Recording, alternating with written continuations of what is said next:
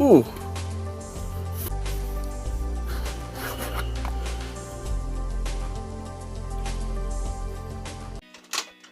Hello, YouTubers! My name's Willie.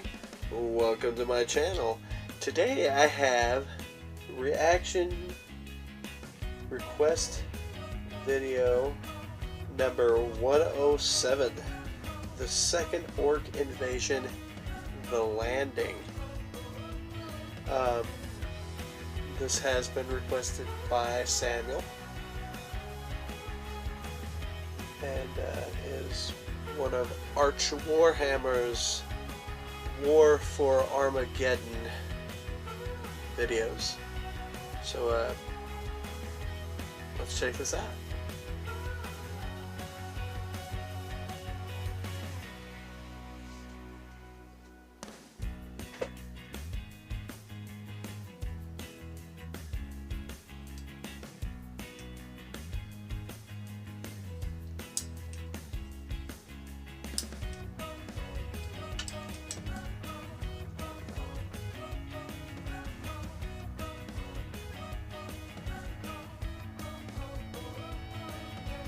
Play.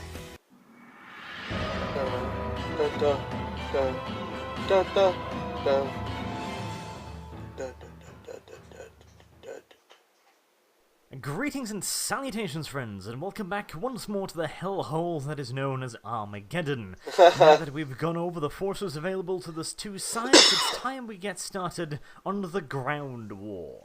And it begins, as it would probably end, with an almighty boom. Ghazghkull Mag Uruk Thraka had learned of his mistakes last time around, when he had shattered his orc horde upon the hive of Hades. This time he did not intend to have to take Hades, so he simply dumped a bunch of fucking meteors onto the hive, leveling it and a couple hundred kilometers of nearby countryside. Wow. Unfortunately for Ghazghkull, Yarick had seen this coming and had evacuated most of the hive. Though, well, there are billions of people inside of a hive, and Yarick had a couple of weeks to evacuate, so we can still assume a fair few civilian casualties, but hey, civvies, who cares? The important part is that most of the Imperial defenders had long since been evacuated. However, just dropping one gargantuan rock upon one single hive is hardly going to win the war. And while it is entirely possible that Ghazghkull could simply have hung back and pounded the rest of the planet into rubble, that's not the Orc way. Remember, once again, the Orcs came to Armageddon not necessarily to conquer the planet or even to destroy it, but simply looking for a nice big fat fight to get involved in. And Armageddon was most definitively ready to acquiesce to the Orcs' request for a good old-fashioned rumble. Step 1 in initiating this particular rumble was, of course, to allow the Orcs to land on the planet in the first place. Over the last few days, the orbital defenses in space had been destroyed. That still left a considerable number of missile defense silos, laser batteries, flak guns, rockets, interception fighters, blah capable of shooting down Orcs as they came down from high orbit. These would have to be neutralized if the Orcs were to reach the planet in any significant numbers. And this is once again where Ghazghkull shows a little bit of, uniqueness as far as an Orc is concerned. Generally speaking, if an Orc wants to neutralize orbital defenses, he will simply either A, dump Orcs on top of it until it stops firing back, or B, just simply drop something on it until, again, it stops firing back. Ghazghkull, however, had taken on a slightly different approach. He had created specialist drop legions. These were the biggest and the baddest Orcs, and also the most vertically challenged in many cases, used to high-G environments. This meant that he could simply load them up in gigantic metal containers and hurl them at the planet below. Not the most elegant of transportation methods, and not something that anything but an Orc or a Space Marine could possibly survive, but the sheer speed of these metallic objects hurtling towards the planet meant that shooting them down with conventional ordnance was pretty fucking impossible. Of course, a few canisters here and there would be blasted out of the sky by the sheer fucking volume of flak fire spat up against them, but it did produce significantly less casualties The more traditional way of deploying orcs via aerial insertion, e.g. kicking them out of an aircraft and hoping that somehow they will survive the landing. In another act of supreme sneakiness and surprising technological know-how, Ghazghul also utilized several arrays of teleportation devices located within the largest orc vessels and the orc rooks to teleport orcs directly into Imperial military installations. Granted, this was still orc technology, so probably a solid 75 to 80% of said orcs would materialize inside of walls, desks, or other solid objects, but that still left an uncomfortable number of orcs swarming inside of Imperial military facilities. Yeah. Not to mention, this was a very, very surprising move. Orc Teleportation technology within 40k is extremely scarce, and is usually only utilized when there's a teleportation beacon in place. To teleport troops blindly like this is not only ludicrously risky, but probably a massive waste of resources, as in all due likelihood the majority of the attackers would find themselves teleported inside of the very Earth itself, rather than within the actual military facilities that they're supposed to invade. However, if you've got a couple million orcs in orbit, even if you dump a few 100,000 of those into the raging oceans of Armageddon, and materialize a couple thousand others inside of toxic waste dumps, as long as a few hundred make it to their destination, all is well. Simply because, once again, surprise and disbelief are the orcs' greatest weapons. While the Imperium might think, there's no way they'd do that, the orcs would simply just go, watch me. After 3 days of intense fighting, it was made quite obvious that the orcs would not be halted before they reached the planet in considerable numbers. After inflicting heavy casualties upon the drop legions during the first day, the orcs proved to be, well, orcs. The simple fact that most of the drop pods were blasted out of the skies and sent the various orcoid creatures hurling to the ground at 100 meters per second was, for them, a relatively minor inconvenience. Granted, thousands of the little buggers were splattered across the landscape in wonderful blotches of green, but considerably more survived the rather rough landings and would gather up into larger and larger and larger mobs as more and more orcs made it to the surface and eventually began overrunning the orbital defense silos.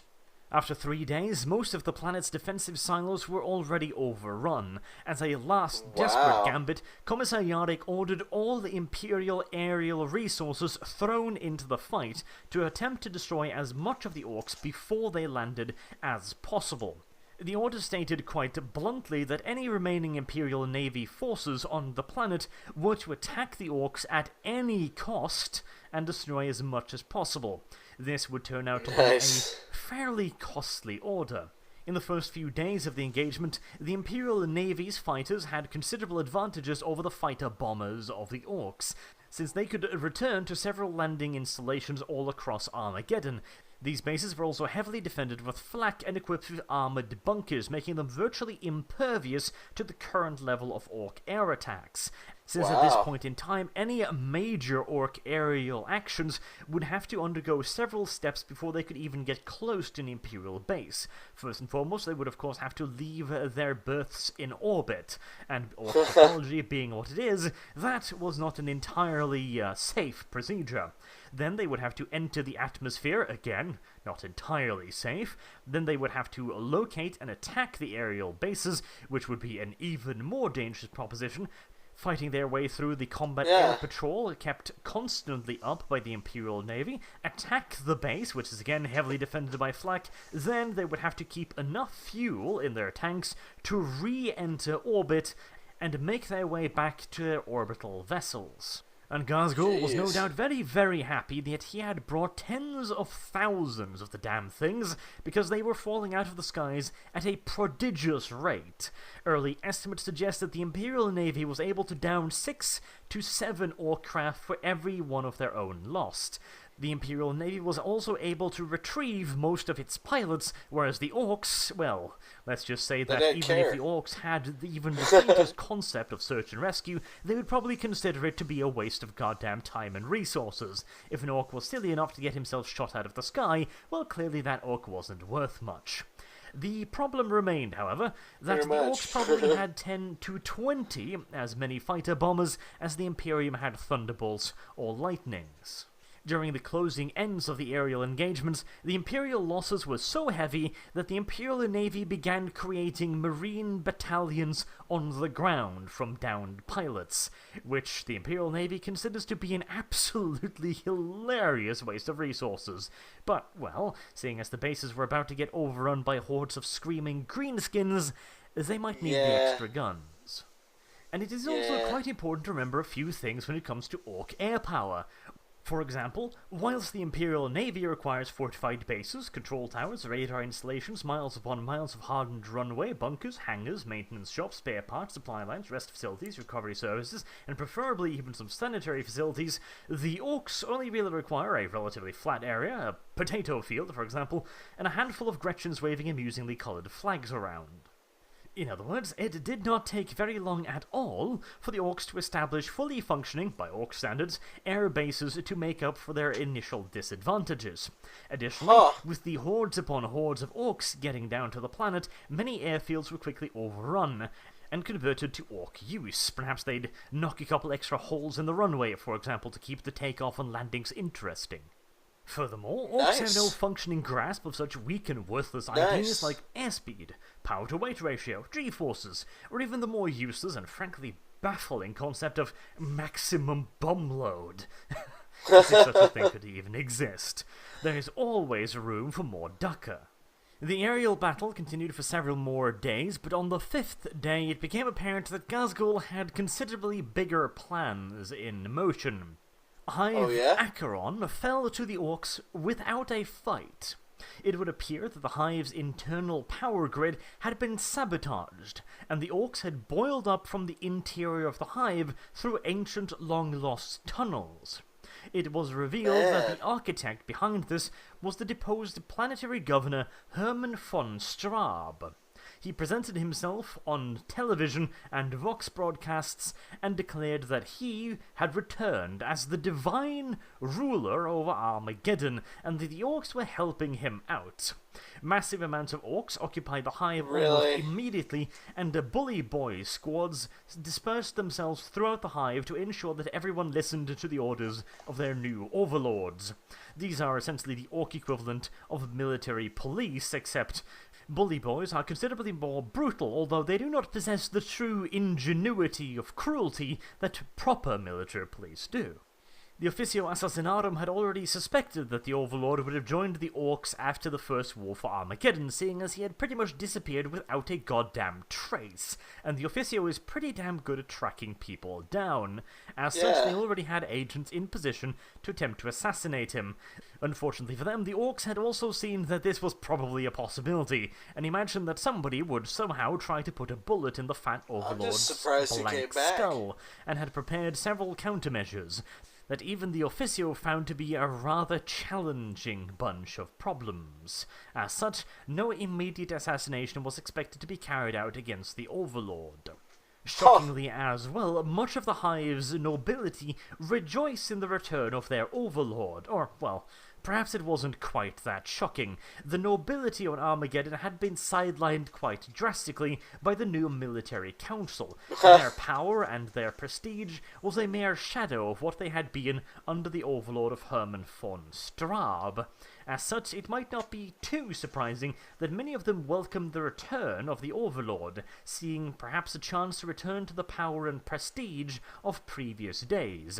If the Orcs were to be their new proxy overlords, then presuming they could return to their plushy lifestyles, so be it. And of course, the good old-fashioned fact that they had a choice between either servitude or death might also have been somewhat, motivational.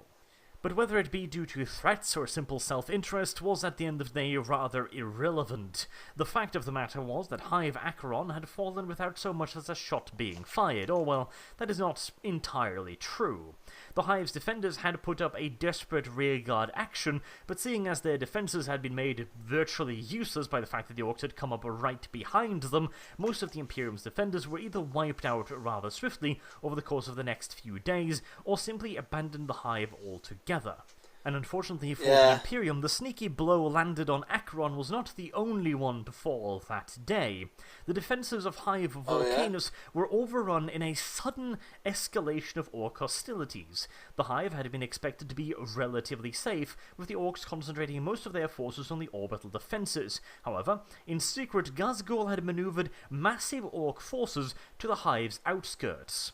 Suddenly, and with almost no warning whatsoever, the gathering grounds of several regiments of Armageddon Hive militia were assaulted by the Orcs. A full 17 militia regiments were almost instantaneously thrown into panic and routed, leaving behind almost all of their heavy equipment, as well as much of even their small arms. This led to the Orcs being able to quickly surround the Hive and even began bombarding it with Imperial captured weaponry. No doubt the Commissariat would have words with the fleeing 17 regiments, and if they were lucky, they would be subjected to immediate disciplinary actions and probably decimation. And if they were unlucky, well, then the people of Armageddon would find themselves with 17 brand new penal regiments to throw at the Orcs. What's that? You lost most of your equipment. Well, don't worry, you're a penal legion now. You don't need any of that. Outside Hive Deathmire, a similar Orc attack met, however, with miserable failure. Once again, Ghazghkull had attempted to sneak up large forces in the form of the Blackfire tribe. However, they had not counted with the Titans of Legio Tempestor and Victorum. With their superior scanning and Auspex equipment, they were able to detect the Orcs before they had managed to gather in significant quantities. The Titan legions marched out at the head of their cybernetic Skitarii columns and virtually exterminated the entirety of the Blackfire tribe in a 3-day pitched battle across the plain of Anthrand. With the vast majority of the Orcs' heavy equipment still in orbit, the tribe had virtually nothing with which to stop the Titans of Legio Tempestor and Victorum. The only real casualties suffered were a handful of damaged Titans and casualties amongst the Legio Cybernetica. It was, in all due essentiality, a complete and utter turkey shoot, with the Titan legions and the Cybernetica support forces emerging from the battle virtually unscathed, after having inflicted somewhere around the region of 400,000 to 1 million Orc casualties. Wow. Assuming that the Blackfire tribe was the rough average of between 20 to 40 mobs that is normal to be seen within a tribe. This was a much needed victory for the Imperium. Within 1 week of the Orcs beginning landing, everything had gone to hell in a proverbial handbasket. Yeah. Hades Hive had been utterly annihilated from orbit. Hive Acheron had fallen to internal treachery. A significant portion of Hive Volcanus defenders had been routed and the Hive surrounded, and if the Hive of Deathmire would have been lost as well, that would have been very bad. 4 hives, either captured or surrounded in 1 week, would be very horrible, since it would mean that close to a full 30% of the Imperium's defenders on Armageddon would either have been destroyed, captured, or surrounded within 7 days of the war beginning. And considering, again, the brutally simple fact that the overwhelming majority of Ghazghkull's forces had yet to land, that was an unfortunate statistic, to put it rather mildly. Yeah. And as if all of that was not quite bad enough, it quickly became apparent that the outside Orc forces were not the only Orc threat to Armageddon. It was assumed that the Orcs that had stayed on Armageddon after the First War had mostly been hunted down and destroyed. There were certainly still tribes of feral Orcs available in the equatorial jungle, but these were presumed to be in fairly low numbers.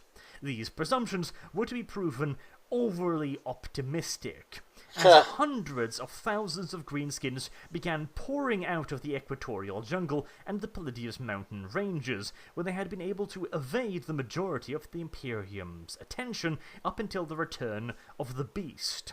By themselves, these Orc forces presented absolutely no threat whatsoever to the defenders of Armageddon. Their numbers were considerable, to be sure, but they had virtually nothing in the way of technology. Yeah. Whereas the usual Orc weapons could be considered to be crude, these poor bastards were essentially using sticks and stones and the occasional arrow. But with the prevailing situation of utter and complete fucking chaos, the Imperial Guard was not at their best. As such, the appearance of hundreds of thousands of unexpected combatants in their rear lines would prove to be a major impediment to their combat effectiveness. Oh, yeah. And it also made the simple act of moving across the planet of Armageddon considerably more complicated than it would originally have been assumed to be. Before that, the only real threat to Imperial supply lines would come from Orc drop pods, which, while that was a considerable danger, any large-scale Orc landing would have to run a gauntlet of Imperial Navy air power, as well as orbital defenses, what little remained, and of course they would be very, very predictable. Even the Orcs could not drop forces directly onto the planet without first moving ships into position. Any large-scale deployment would give the Imperial Guard hours, at the very least, and possibly even days worth of warning.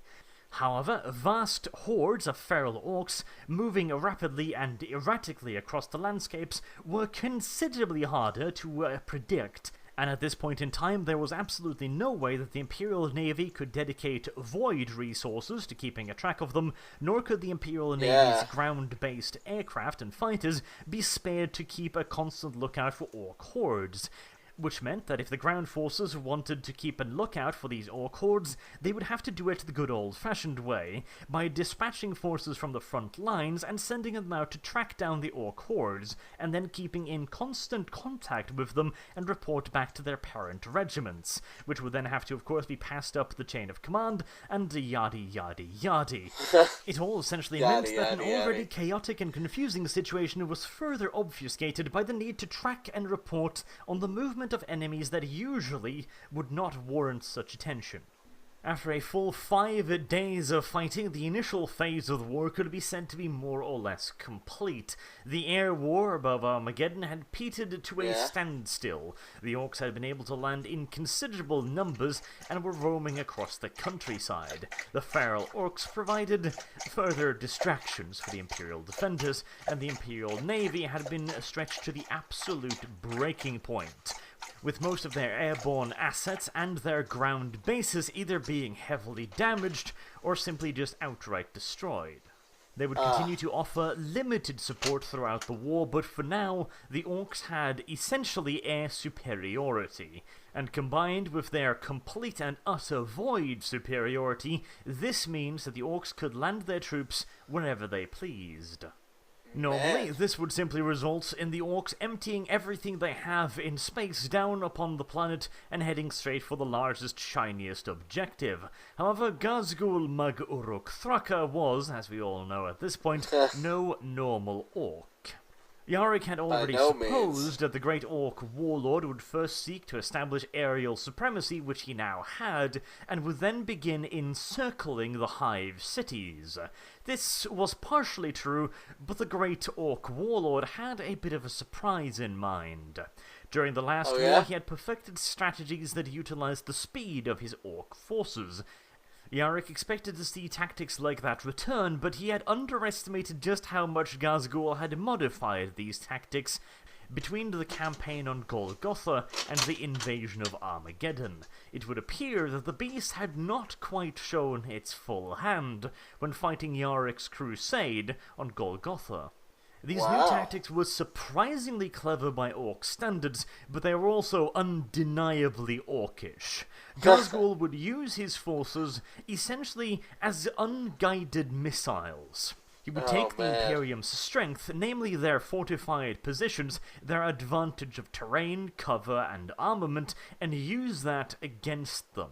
Instead of simply deploying his forces onto the planet, and then began surrounding the various strongpoints and Hive cities, allowing the Imperial defenders a chance to engage in a fighting retreat where they could inflict considerable casualties on the Orcs with their mobile forces, while still being able to maintain most of their formations and combat readiness. Instead, Ghazghul would simply drop his troops directly between the Imperial forces. This denied the Imperial Guard the chance to simply withdraw to the fortified Hive cities, and allowed the Orcs to inflict heavy casualties upon the Imperial forces as they tried to break through this sudden encirclement to regain their posture and join up with the rest of their allies. And the Orcs could only do this due to a brand new innovation from Ghazghkull Mag Uruk Thraka. What's that? You remember those massive rocks I talked about in the Void War video that are protecting the rear lines of the Orcs? Well, yeah. This was their final destination.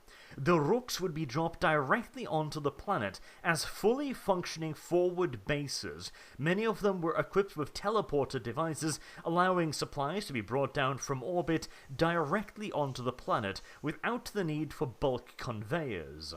This also gave the Orcs a heavily fortified forward base, strutting with all manners of artillery emplacements and anti-infantry weaponry. Attacking a Rook was very, very difficult. In the early days of the invasion, it was made a priority to attack and destroy these landing sites as quickly as possible. The idea was that if these forward bases could be destroyed, then the Orcs would once again have to bring down supplies the old-fashioned way, and it would also deny the Orc horde a jumping-off point for further offensives. However, the sheer number of Rooks available in orbit, and the amount of forces necessary to destroy a single landing site, quickly made it apparent to the Imperial commanders that it simply wasn't worth it. The Rocks were extremely heavily fortified. They were spaceships, armoured in meters of armoured plating, and sprouting guns from every single nook and goddamn cranny. Add to that, hundreds of thousands of greenskins pouring out from inside the massive constructs. This meant that any attack upon the Rooks would have to be a large one to have any real chance of success. Imperial tacticians quickly determined that a force of at least 12 regiments would be needed to knock out a single Rock landing site. And of course, if these were individual occurrences, that would not be a particularly large problem. However, this had to be taken in the context of the larger war. Besieging the Rocks and starving them out would prove utterly futile due to their ability to bring down supplies from orbit. Sieging the Rocks and grinding them down over a lengthy period of constant escalations of assaults was also deemed to be impractical, simply because the Orcs could continuously bring in more reinforcements, and any regiments dedicated to such an action would have to be kept in place for months, possibly even years. And keeping several hundred thousands of men occupied in what is essentially a containing action for years was not something the defenders of Armageddon could afford. This meant that the only remaining realistic option was to dedicate large formations of armor, super heavy artillery, and preferably Astartes forces to each and every drop site. And at that point, the grim arithmetics of war kicks into motion. Attacking the Rock landing site might deny the Orc a temporary advantage in the area, until another Rock could be brought down. However, it would require the expenditure of considerable amounts of munitions and Imperial troops, while simply defending against the Rock landing site would require considerably fewer troops, considerably less ammunition, and at the end of the day would free up much larger Imperial forces either to defend other locations or to counterattack in areas where their forces might actually make a real difference.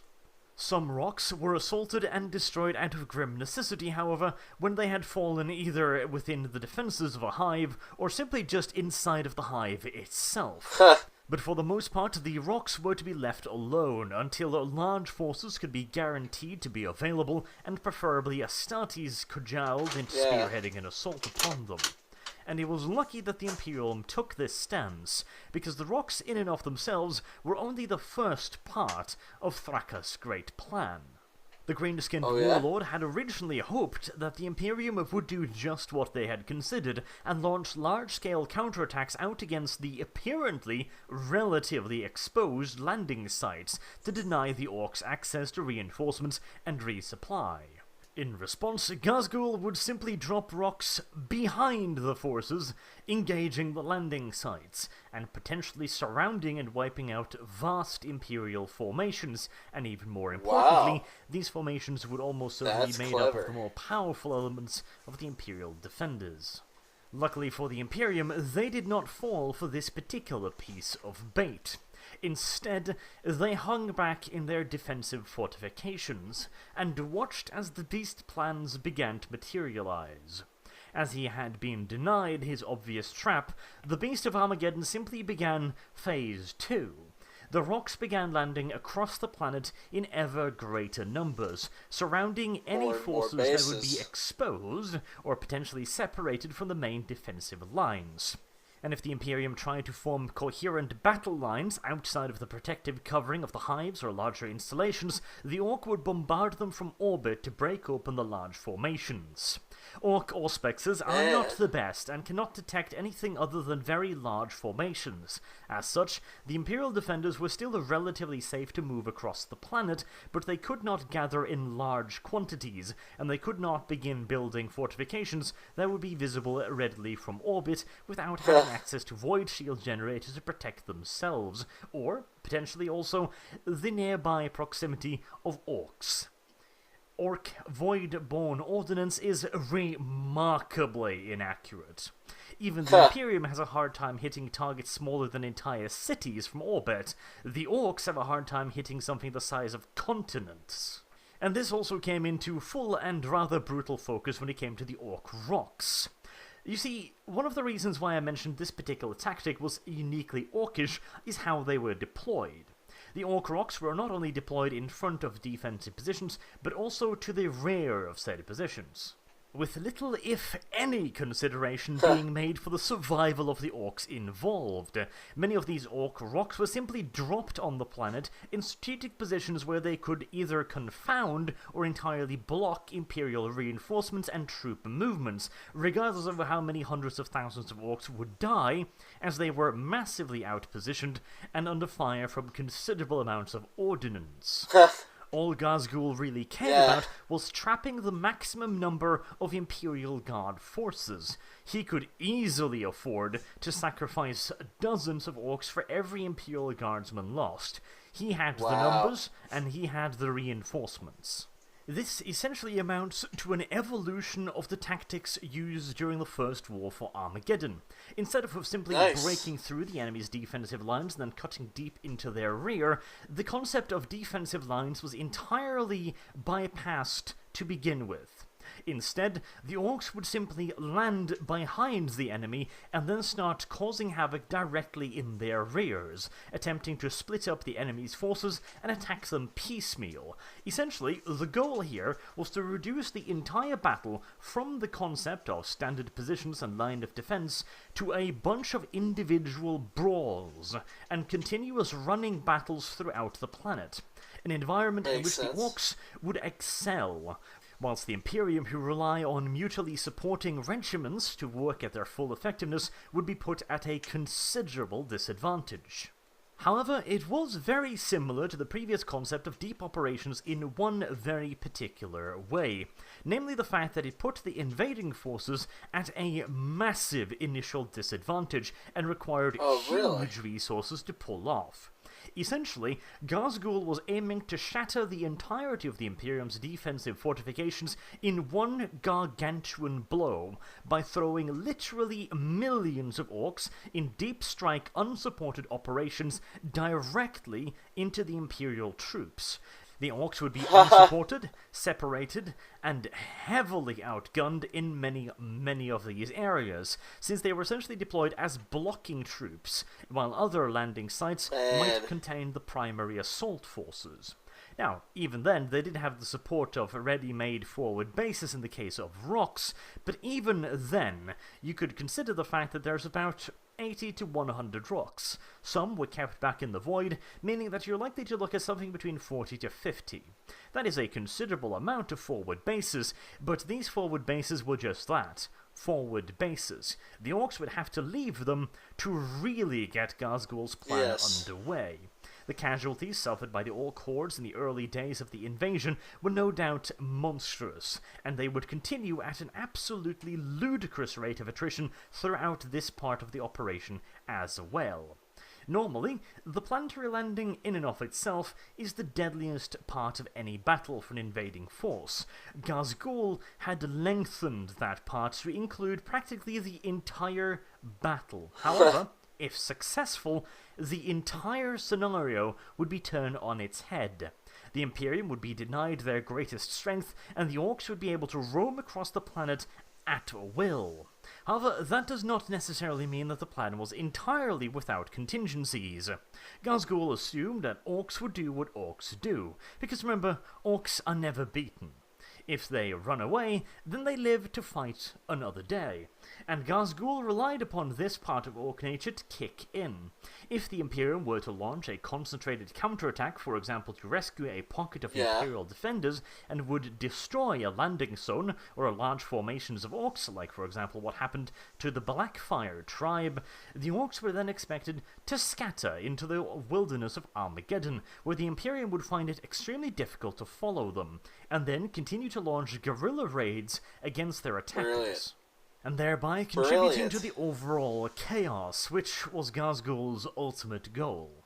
And so then, to summarize this first phase of the Ground War, Ghazghul had launched his invasion forces, they had successfully made it down to the surface, the vast majority of orbital defenses had either been knocked out or taken over by the orcs, and he had managed to bring down most of his forces relatively intact. It now turned out that the drop legions were not there to bring down orcs. They were there to neutralize the defenses to bring down the rocks. And while several rocks were still lost due to the fact that orc engineering is, well, orky, and several were also brought down by the remaining orbital defense batteries, many more made it down to the surface. However, the Imperium did not bite quite as hard as Ghazghul would have hoped, which did not let him cut off vast swaths of Imperial forces. There were, as mentioned, some localized counterattacks against rock landing sites, before the cost of such actions were made apparent. Commissar Yarrick himself led some successful assaults at the head of Cadian stormtroopers, supported by the Titans of Legio Metallica and Legio Ignatum, and destroyed several orc fortresses. However, in other parts of the planet, assaults on rocks were eating up entire regiments in matters of hours, an entirely unsustainable rate of loss, which is why, finally, the campaign to destroy the orc landing sites were abandoned. During the later stages of the war, the primary responsibility for dealing with these rocks would fall upon the broad shoulders of the Adeptus Astartes and the Titan legions. As for the overall situation, the Imperial Guard had fared relatively well. That's good. The orcs had not been able to carry out any large-scale encircling operations outside of the various hives. There was the unfortunate series of events that occurred outside of Hive Volcanus, where several regiments of Imperial Guard Hive militia were routed and the Hive itself surrounded, but other than that, no large-scale Imperial forces had been cut off and destroyed. And while this was a severe blow, the Hive itself was still fighting. Nice. Of much greater import was the fall of Acheron without a bullet being fired, due to the intervention of the traitor overlord von Straub. In other areas, the fighting had been heavy, but not catastrophic, and outside of Hive Deathmire, the Imperium had won their first great victory, destroying an entire orc tribe. Otherwise, Ghazghul Mag Uruk Thraka's strategies were proving effective. It turned out to be entirely hopeless for the Imperium to create large-scale formations outside of the defensive protection of the hives. Any large-scale counterattack would be broken up by orbital bombardment. Any efforts to create additional lines of defense would be similarly disrupted. This meant that Imperial forces were forced back into the Hive cities far earlier than had originally been anticipated. Originally, Yarrick had hoped to be able to prosecute a war of maneuver against the orcs in the first few weeks of their landing. Assuming that the orcs would be unable to bring down the massive numbers of vehicles, tanks, and gargants required to prosecute such a war, at the very least for the first few weeks. This would have let the Imperium inflict considerable casualties upon the orcs, while the Imperium maintained superiority in terms of maneuverability. This plan was, however, to prove impractical, not only because the orcs were capable of bombarding any large-scale formations, but also due to the deployment of the rooks and their massive teleportation arrays. The orcs were not only able to bring down vast quantities of equipment, reinforcements, and troops, but huge numbers of vehicles, tanks, trucks, battle fortresses, and even gargants. These deployments denied the Imperium this early advantage, since it was deemed that any deployment of large-scale mobile forces would be far too risky, as they would have to be spread out over a large area of ground to avoid getting obliterated from orbit, which would in return leave them open to being smashed apart and surrounded by highly mobile and highly powerful columns of Orc vehicles. Similarly, the possibilities of attacking the drop sites directly were quickly discarded due to the reasons we have already discussed. This meant that the only viable course of option for the Imperial defenders was to fall back to the hives and the heavily defended areas just outside of them. A few fortifications along strategic choke points would still be held, as well as the original idea of running mobile forces up and down the highways, as these were assumed to be too small to be accurately attacked from orbit. It was also assumed that Ghazghul would not risk destroying the highways, as he would be needing these to transport his own troops, assuming he could capture the hives. In all essentiality, the first week of the war was not going particularly well for the Imperial Guard. Most of their plans had to been discarded, and many of the advantages they were expecting to have against an enemy forcing planetfall had been countered ever so deftly by the Beast of Armageddon. As for the other Imperial troops on the planet, they had fared considerably better. The Mechanicus had not suffered any significant losses during the first week of combat, and had contributed to the largest Imperial victory so far. Likewise, the Adeptus Astartes were having an absolute ball of a time. When the Orcs retreated to the more hostile areas of Armageddon to avoid the sledgehammer that was the Imperial Guard, they would find the Adeptus Astartes waiting for them, and they could run absolutely rampant through the Orc hordes. Although the Orcs would have a significant advantage over the Imperial Guard in such areas and in such times of chaos, the Adeptus Astartes were more than capable of dealing with the Orcs, even in the most hostile areas of Armageddon. And they did not require the coordination that the Imperial Guard did. Even just individual squads of Adeptus Astartes could take on considerably larger formations of Orcs, wreak absolute havoc upon them, and then simply just fade back into the wilderness. The Astartes had also managed to maintain far more of their maneuverability than the Imperial Guard had, whereas the Imperial Navy had almost been rendered entirely null and void at this point after having been thrown at the invader quite recklessly in the opening week. The Adeptus Astartes had maintained their Thunderhawks and were now using them to traverse the wilderness at high speed. They were more than a match for the Orc fighter bombers, and they were capable of operating out of the wilderness at least as effectively as the Orcs were. As for the Greenskins themselves, everything so far had gone more or less to plan. The guerrilla tactics originally intended for usage by Ghazghul Mag Uruk Thraka for any forces that were to fall back from the Imperial advance had been given a somewhat nasty dent by the presence of so many Adeptus Astartes. There was a lot but by and large, the first week of combat had been a resounding success for the Orcs. They had been able to capture or disable the vast majority of the Imperium's orbital defenses. What little remained was not much of a threat. Most of the rocks had already been able to land and had been fortified against Imperial counterattacks. A few had been lost in transit, and a few more to Imperial counterattacks, but all in all, the Orcs had managed to secure a solid foothold upon the planet of Armageddon, and they had done so without leaving themselves open to counterattacks.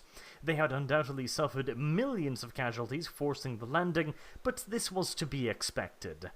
Getting a foothold on a planet is never easy. The defender is going to have all the advantages of air power, of defenses, of orbital fortifications, etc., etc.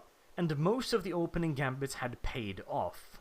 The infiltration strike against Acheron had been a resounding success. The surprise attack on High Volcanus had also met with considerable, if not complete, success, and the landing themselves had fallen well within acceptable parameters. Granted, large Imperial forces had not been lured out of the Hive cities and subsequently been decapitated by further rock strikes, but this was a relatively minor inconvenience. Of slightly more notice was the failed attack upon Hive Deathmire, which led to the destruction of an entire Orc tribe.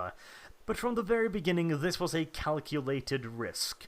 The tribe had been landed without most of their heavy equipment and had been expected to launch a surprise attack upon Hive Deathmire, much as like what had happened at Volcanus, except this time they had been spotted far too early, and they had paid the price.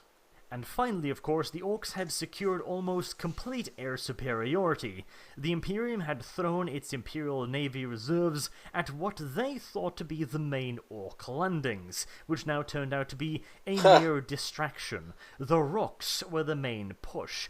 The Drop Legions had simply been created to destabilize the original Imperial Guard deployments, to drag attention away from the Rooks, and of course, to give the Imperial Navy something to throw themselves Makes sense. at.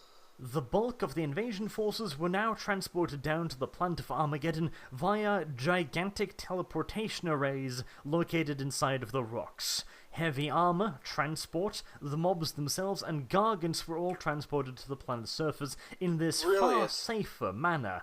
Or, well, safe by Orc standards anyways. Safe by the standards of having to drop through an entire planet's worth of orbital defenses and Imperial Navy interceptors. It is all quite relative.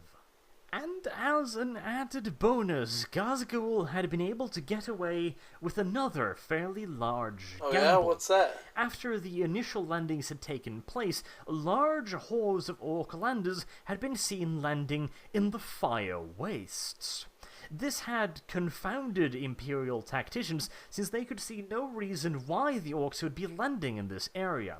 The Fire Waste, by the way, is essentially a massive area covered with volcanoes and all manners of horribleness. The Imperial Guard would find it hard to live in these areas. The Orcs would almost certainly find it virtually unbearable.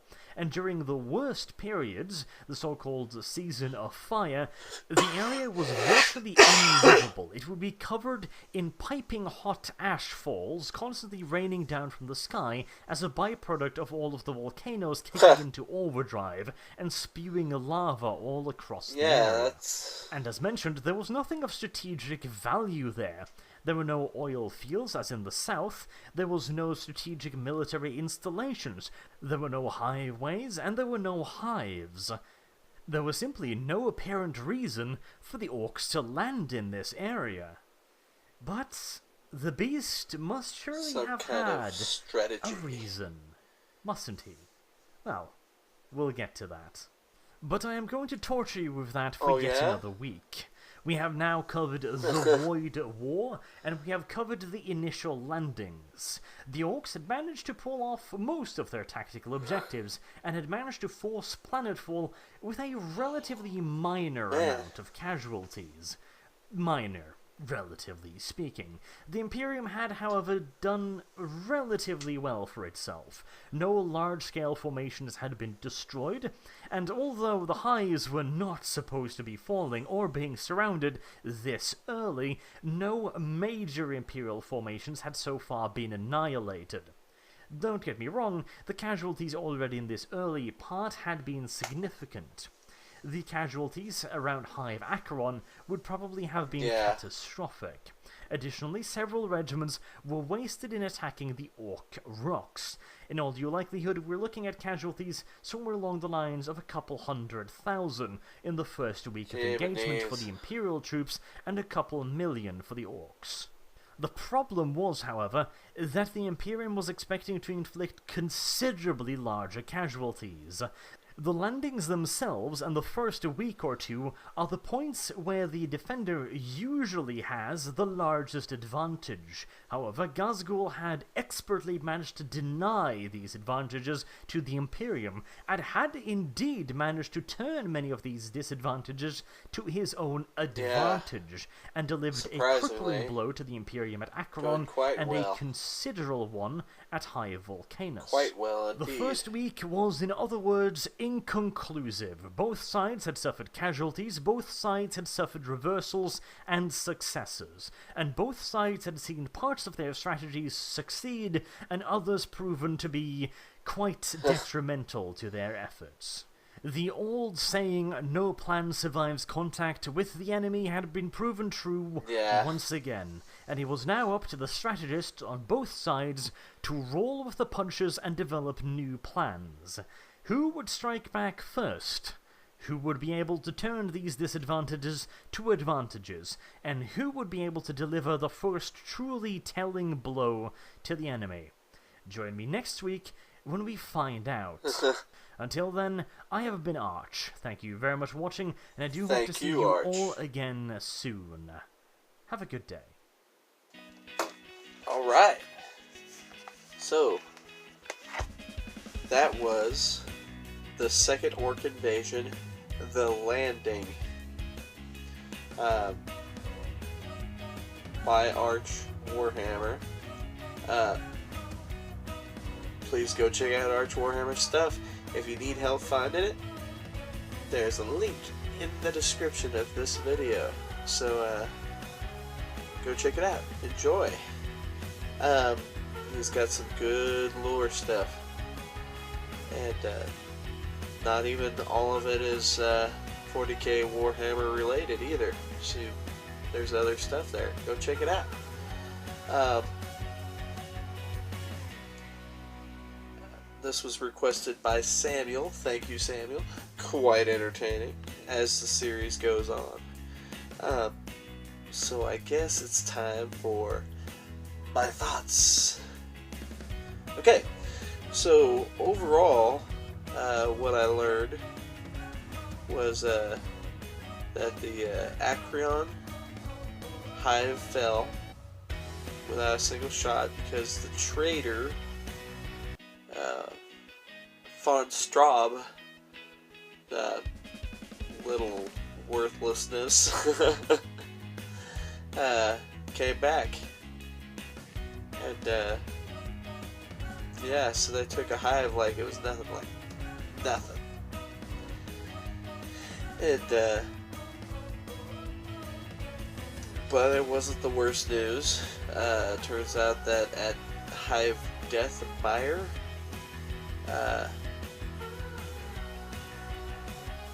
there was a group of Titans that took out the Blackfire tribe that was trying to take Deathmire, and so that's cool. Whole tribe wiped out. But it appears that it was all these attacks and stuff were strategies trying to get down these rock ship bases, which with the teleportation is just brilliant.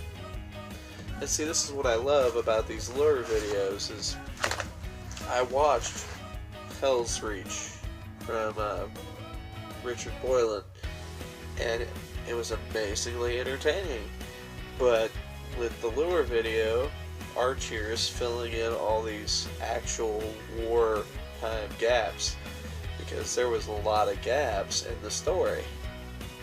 And so, yeah, it's really cool.